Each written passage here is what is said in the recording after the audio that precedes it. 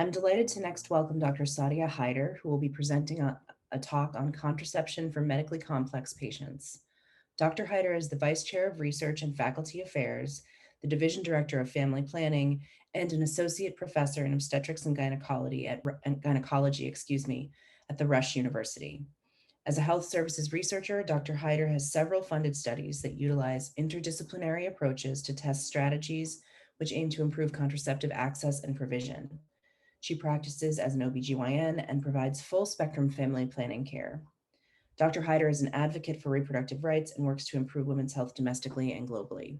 So welcome, Dr. Haider. Thank you so much, Elizabeth. Can everyone hear me? Yeah, good. Okay, great. Thank you. All right. So these are very hard acts to follow, really interesting talks and introductory sort of framing our discussions and thoughts about contraception. I have the pleasure of talking to you, shifting gears and talking to you more about I'm trying to, next slide. Okay, to talk to you about contraception, specifically from a clinical perspective. I was asked to talk about how do we think about contraception when we're doing the best we can as providers to really not only definitely be inclusive of the shared decision-making and reproductive justice that needs to come to our work as we counsel patients, but really the evidence around it as well. So I'm taking it towards the medical perspective now, and in the backdrop of reproductive justice.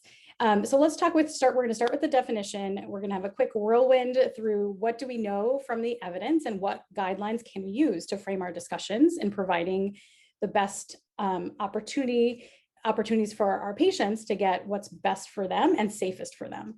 And then discuss, just as an example, a management in a patient that you can then take that framework to other populations. So what do we mean by complex contraception? So what we mean is this is essentially defined as contraception for patients with one or more medical conditions that make pregnancy and contraception use higher risk. So it can make both pregnancy for that patient higher risk, that medical condition. It could also make using a method higher risk. And that's really the balance you want to find when counseling patients and finding that sort of risk benefit ratio to counsel them and then allow them to make the choice that works for them. Let's review the evidence. So what do we know that's out there that's available to us? I think many of you are familiar with this. So I apologize if there's too much review, but I'm balancing kind of introducing this to some of you and hopefully reviewing for others. So since 2010, CDC has published evidence-based recommendations on contraception provision. These recommendations are really intended to assist healthcare providers when they counsel patients about choice and use of contraceptive methods with the goal of reducing medical barriers to contraceptive access. I think historically often we have been very conservative in some ways of offering only limited options to patients that have certain conditions, not knowing that potentially more options are available to them. And this is really the intention behind this, really providing more access than limitations in access.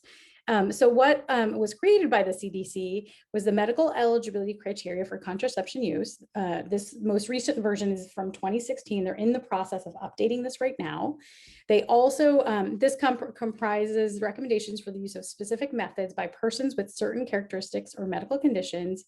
And in addition, they created a selective practice recommendation, which stands for which here you see the acronym here, SPR.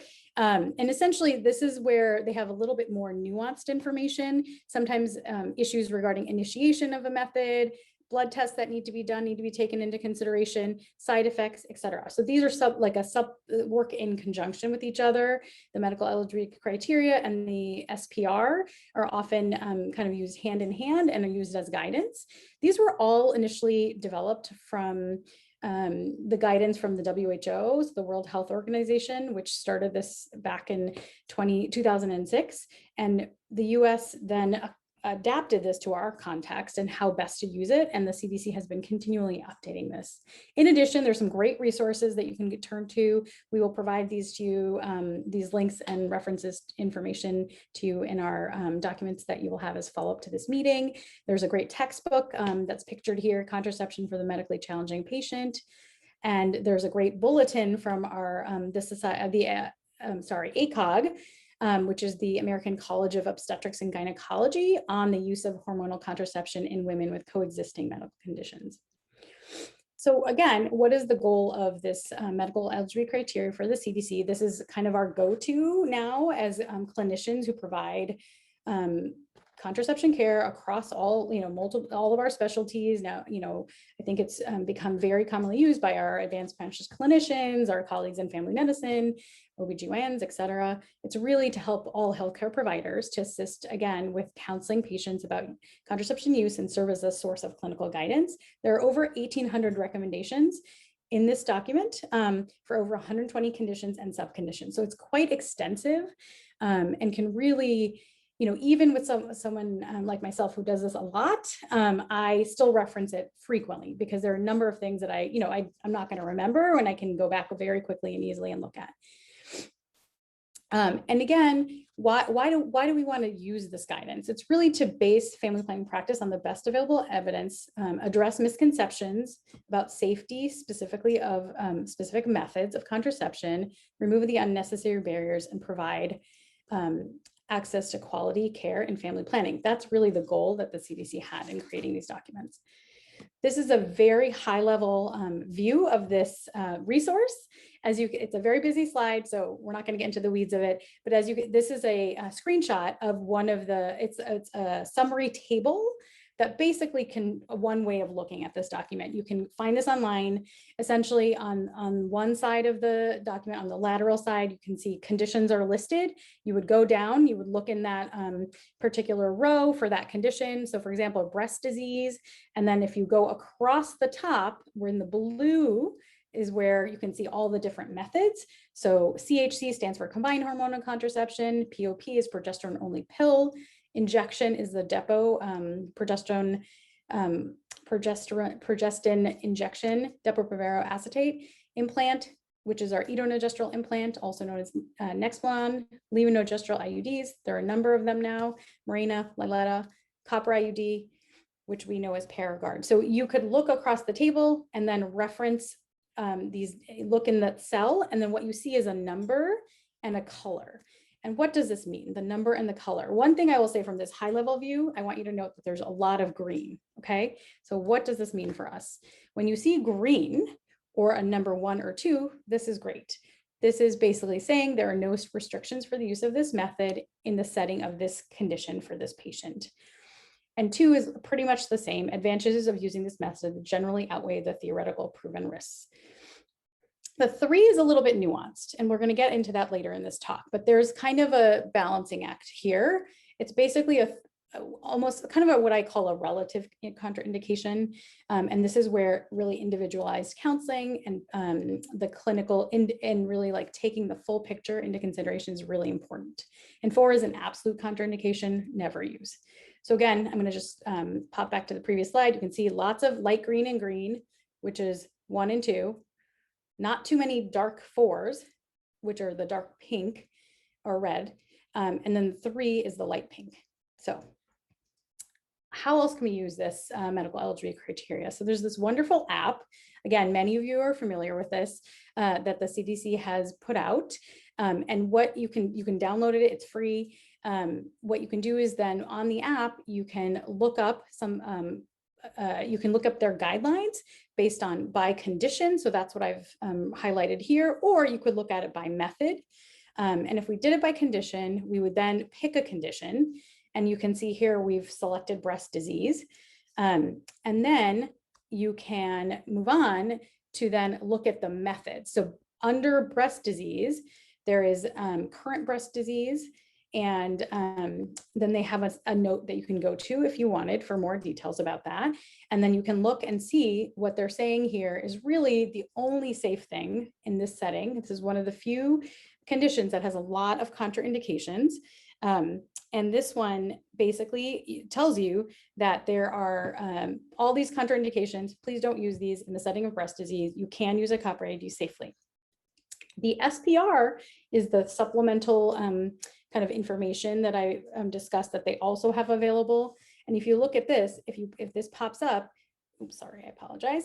You can see that they have a note here that really nuances the discussion further. that basically hormonal contraception can worsen the prognosis in this setting of hormonal contraception, and thus that's why we recommend avoiding it. And that's where you can get kind of the rationale behind their rankings, and that's helpful for you to understand, but also explain to your patients. Oh, there we go. Okay. So stepping back, now that we have this framework and this resource available to us, how do we counsel our patient? We want to balance this discussion around, again, the intrinsic risk of the method based on what we know might be a concern given the medical condition, for example, in breast disease, and then the risk of pregnancy itself. So if a patient is not desiring pregnancy at the moment, and what are the risks to that patient, depending on the potential method they select for contraception. So again, this is just one way of talking to a patient about the one of the aspects of contraception, which is how well does it work.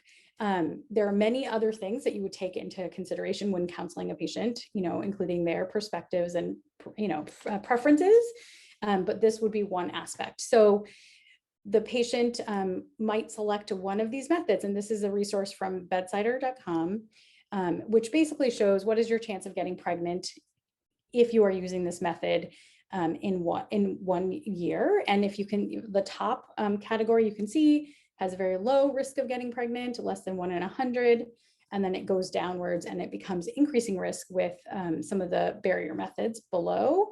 And that is something that you can just explain to your patient. It's not the only thing that will be a concern or consideration for them.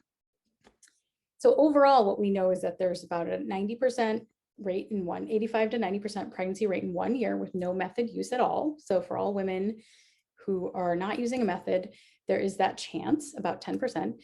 And LARC, which is long-acting reversible contraception, including IUDs and implants, and tubal ligation, which is permanent sterilization, it's about a less than 1 in 100 chance.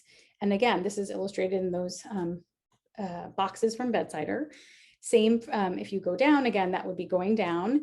The combined methods, which are the pill, patch, ring, and then Depo-Provera, which is the injection, there's about a 6 to 9% chance in 100, and then condoms or other barrier methods have an even higher risk, which is about 12 to 24%. So this is, again, something to just frame your discussion in the setting of that particular patient when they present to talk to you about contraception options in the setting of their medical condition, to also include in the discussion. Well, let's shift gears. What is the risk of pregnancy itself? And what we know is that there is some baseline risk of pregnancy itself for all women in terms of health events happening for them. And for those with medical conditions, these are some of them that are listed. There is an increased risk of adverse health events for a patient that becomes pregnant.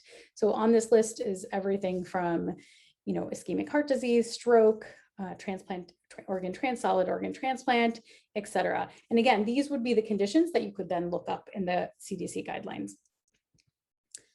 So let's think about how safe is contraception. So the flip side is, so pregnancy is higher risk at baseline. It's also even higher risk in those with medical conditions. What about contraception? Does that put women at risk? So at baseline, what we know is really combined oral contraception, and actually all contraception, is very, very safe for women. I focus in here on combined oral contraception because it has both estrogen and progestins. And we know that estrogens have a little bit higher risk in terms of their impact on health. And we'll get into that a little bit more. And ultimately, what we see here is that when women are pregnant at baseline, they have about a 1 in 6,900 risk of death per year. In comparison, you can see that using combined oral contraceptive for those women in either age 15 to 34 or 35 to 44, those are still much lower risk than just pregnancy. And then if you look at, say, for example, just as comparison, automobile accident, still much lower risk using the pill, right? So this is just a way of framing kind of how we think about risk and what you can compare it to in order to sort of just really bring things into perspective in terms of absolute risks. So again, let's talk about actually, then we've talked about sort of the impact of potential pregnancy on a condition. Again, going back to thinking about the actual counseling around methods, what do we need to consider? I mentioned that combined oral contraceptives have slightly higher risk because of the estrogen. So really we need to then think about the intrinsic safety of the method that we can offer a patient, the impact of the method on the disease itself. And then ultimately we talked a little bit about the method efficacy. Again, how well does it work over 1 year? And how well is this patient going to take this? How much do they actually want to take it? And do you think they will continue it? And that's also something that is needs to be taken into consideration. So just to illustrate how we can frame the discussion and counsel a patient, I'm going to go through a case for us. It's a way of thinking about, kind of balancing all this risk benefit analysis. So I'm going to talk about a 19-year-old gravida 1 para-0 patient who presents with a request for either combined pills or the patch. She has a history of a deep venous thrombosis in the right calf at age 16. She was hospitalized at that time for 1 week, had shots for 5 days, at which time she switched to pills for a few months. She's unsure if she had tests for clotting disorders. She had no family history of blood clots, and she's a healthy non-smoker. So what are in just thinking about this big picture before we get into this patient in particular's history and counseling them, what are the risk factors for venous thromboembolism in general? So age is one of the risk factors. We know being pregnant is higher risk. We know being postpartum is a higher risk period for clotting. Obesity, immobilization, air travel, personal history of DVT or VTE, family history, specific clotting disorder history. So in terms of combined hormonal contraceptives, what is the concern? We know that this patient actually has that preference. They want combined hormonal contraceptives. So in this case, what we need to consider is that estrogen-containing combined hormonal contraceptives, which include the pill, patch, and ring, do increase procoagulation factors and decrease anticoagulation factors. So there is this intrinsic effect of those methods that has to be taken into consideration. So then the next question becomes, does the dose of the estrogen matter? So which type of method should we use?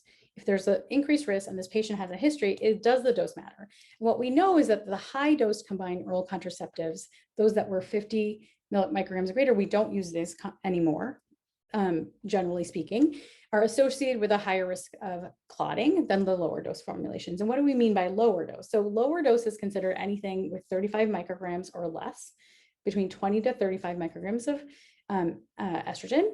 50 micrograms and above is considered high. What we know is that there is some increased risk with any of our modern formulations, even the low dose ones, and the highest risk is in the first year. This does not increase with continuation of use, which is good. So if a patient does well for the first year, we know that likely they will do well over time. This is just a quick overview of comparative risks, again, because I think comparative risks are very helpful to think about when really thinking about the absolute risk. And this, again, just basically is saying at baseline, when the general population not pregnant, what is the risk of a VTE per 100,000 women years? It's 5 for the general population. This goes up about, up to 15 for the low dose OCs, again, the 20 to 35 microgram pill. And if you go up to the high dose, that's multiple fold higher again. And then the highest risk is, again, pregnancy. So again, this is something to think about. So this is a 19-year-old patient that we're talking about. She does not desire pregnancy anytime soon. She's asking for a combined method. If she got pregnant, her risk would be pretty high of clotting. So that's kind of how I think about this. And we wouldn't use any of the high dose. We'd start with the low dose. So is this an option for her? The other thing we think about is the route. So we've talked about the dose. I'm going to keep moving in the interest of time. Does the route of the administration contribute to the risk? So can you pick either the ring or the patch, or do you have to go to the pill? And basically what we know is that there is some difference in how they are absorbed in terms of the route. So if you use a ring versus a patch, there is some difference in absorption. But the overall take home is that there's conflicting research, and there's insufficient evidence that the patch or the ring have a different risk of VT compared with pills. So any of those options would kind of fall in the same category for VT risk. Does the type of progestin matter? So overall, we know progestins have very limited impact on, or no impact on, clotting factors and clotting in general. There are many categories of progestins. I'm not going into this in detail, but there have been studies that shown some increased risk with what's called the third generation pills with third generation progestins. Earlier studies did kind of allude to this, but the studies, when you look at them, there's concern around bias based on the studies, like duration of the use in the studies, the patient selection. So ultimately, the take home that from kind of cumulatively looking at this literature is that there's really no strong evidence to suggest that clinicians need to change prescribing patterns based on progestin type. Therefore, in the appropriately selected patient, the choice of COC method or pill patch ring, any of those does not need to be made based on the type of progestin. So really, you don't need to worry about that component for now, at least based on the evidence we have. So going back to our case. So again, this is our patient. She did, again, have that history of the DVT at age 16. It's been a couple of years. She has no recurrence. She's unsure if she was tested for clotting disorder. She has no family history of blood clots, and she's a healthy non-smoker. So what else do you want to know from her? Was she on contraception during the time of this clot? Did she have, was she pregnant at the time? Did she have an injury or surgery? Because those would put her at higher risk. What's her BMI? Or it might be elevated. That might put her at risk. We know obesity is a higher risk for clotting. Blood pressure. Does she have a history of hypertension? That would be something we'd consider. More information about her testing. Should we get her tested if she didn't get any testing for clotting disorders? So these are the answers she gives you. Nope, not on contraception at the time. She did actually have leg surgery, and she was immobilized at the time she had this clot. So that's helpful information. She has a normal BMI. She has normal blood pressure. She's able to call her mom, and she did at some point have testing that was negative. So that's helpful. So now we'll put all that information we have for this patient, her desire for a combined method, and desire to prevent pregnancy, and then go back to sort of balancing, using that risk benefit analysis between the risk of pregnancy and the risk of the method. And we go back to the CDC, and you can see here, we have multiple categories within the DVT condition category. We would focus in on her history of DVT-PE, not on anticoagulation therapy right now. She mentioned she had taken it for a short period of time and has stopped it. And then you can see that if you go to this, you have to decide, would you give her estrogen-containing methods based on these guidance? And what you see here is it really depends on whether or not you consider high risk for recurrence, because that's how it's broken down. The higher risk for recurrent DVT-PE, or one more risk factors, is categorized as a 4. Okay, and so I'm going to go back to the previous slide here. So higher risk for recurrent DVT you get is a 4 for combined pill patch ring. It's a 2 or a 1 for everything else. For lower risk for recurrence, it's actually a 3. So we're back into that 3 kind of relative contraindication area, because I don't think she's high risk for recurrence. She was immobilized at the time. She was negative for all the other testing and screening questions. So what do we do with this 3? We're in a 3. So here's where this is really where the clinician and the patient can really have to have a shared decision-making discussion and balance what's important for the patient with the risk of, is this patient declining other methods that would potentially be safer and has a preference for, really for one of these estrogen-based methods, because it's a 3, and if she doesn't want to use the other ones, then potentially the risk of unintended pregnancy for her is higher, given her, like what based not only her medical condition, but for her life. So that's where you are, and you really can take this opportunity and have the discussion. And overall, what you're going to do in any of the that gray zone when you end up in the this number 3 category, relative contraindication, is really think about, will this then worsen the severity of the disease for the patient if we start this method? Is there availability of other methods for this patient? Is everything a 3 or a 4, or is it just the combined methods and all the progestin methods are safe? Is there acceptability of the other methods for the patient? And can the patient follow up? Because if this is hard to do, then you may not be able to follow the patient for worsening of disease or any other concerns that come up. So in this patient, you could focus on counseling on the progestin-only methods because they were all 1 and 2s, right, in the setting of venous thromboembolism. But if she only wants a combined method, maybe that's okay. And you just say to her, you talk with the patient, you evaluate again what's happening with her clotting factors, you make sure they're okay. You document that you've had this discussion, you're using a category 3 method because the risks outweigh the benefits outweigh the risks, and use low estrogen effect products, and follow-up is really important. So what are the take-home points here? Most methods are appropriate for most women, patients, I should say, sorry. Hormonal contraception, especially in medically complicated patients, is always safer than pregnancy. Use our evidence-based guidelines. They're very helpful, they're readily available, and they're there for a reason. You too can prescribe any of these methods, and really even the category 3 methods. You can have this nuanced counseling, and documentation will be, and discussion will be key. You can always refer to one of your family planning colleagues. There are many of us around the country. We're available by email, phone, however, that you can reach us. We are happy to partner with you to optimize contraception care for patients.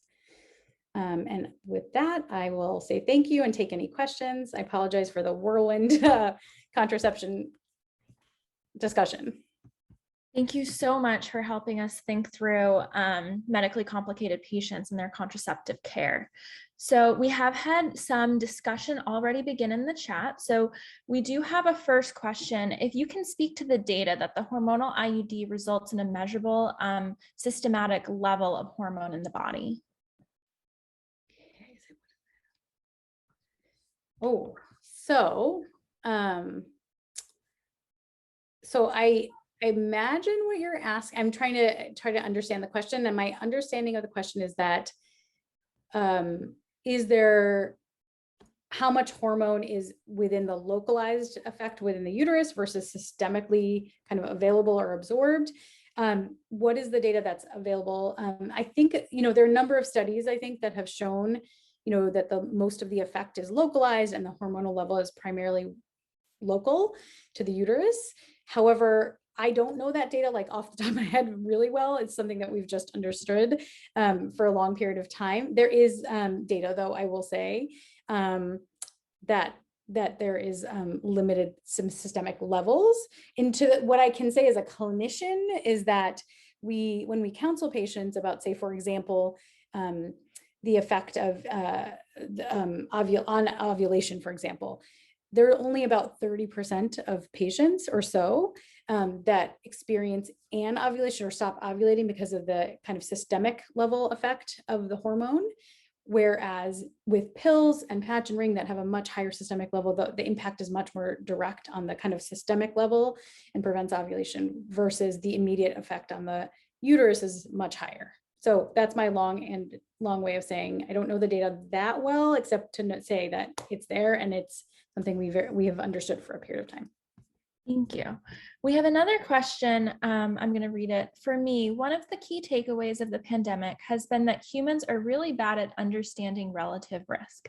Is there anything we've learned or any suggestions you have for communicating about the relative risks in the context of contraception? Okay, so I think it's just one of those things. It's hard. I think it's so different for every patient how you have this conversation, and I feel like so much is there of a patient's like life experience and what they bring to the community, the conversation, and the visit has to just kind of is something that just kind of happens naturally. And I can't say that we have like, say, talking points or tools around this. I think you're right. I think this is a really hard thing to kind of explain relative risk. I think so much of it will be about, sometimes reiterating messaging, recommunicating, answering questions is a good way. So I don't think I have like a real framework for that, except to say the nuanced, individualized approach, really allowing opportunity to revisit again the conversation, often I'll just say, this may be a lot of information for you right now. I'm happy to revisit, come back with questions, or we can start this method. This may not be if this doesn't work, come back, we'll revisit, like we start you on a category 2 because that's just safer, but you don't like it. So come back, we'll talk about it again. And so it's not so much like thinking about the relative risk as kind of getting through to like all the information through, which is a lot, but also allowing for opportunity for conversation. That's my sort of, again, not a great answer, but that's what I have. Very helpful. Thank you. I would just love to elevate one exchange that happened in the chat to see if you have any comment on it before we move on. So someone asked if anyone knows if the next edition of the MEC will include an additional row for each condition that says what category pregnancy would be. And then another person shared that you could, at the link that they put in the chat, comment on the revision update to the MEC that is coming up. Do you have any thoughts on that, or how to access information for people? Yeah, so there's definitely a revision coming up, and it's actually in the works. So 2021 and they're asking they've actually opened it to public comment, is my understanding by now. It was about to happen. And what that means is they want people, any, general population, to come to give feedback. And they have, if you go to the website, there's an opportunity to say, like, please include these other conditions that aren't here. Please include pregnancy on the table. It'd be great to think about that as we frame, discuss this with patients.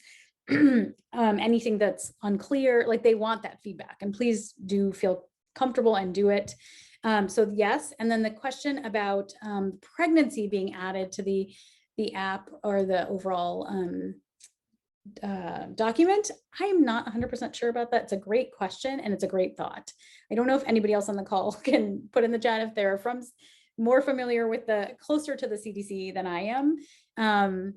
But I am not sure about that one. I can find out because I have some good contacts there, and put that in our follow-up documents.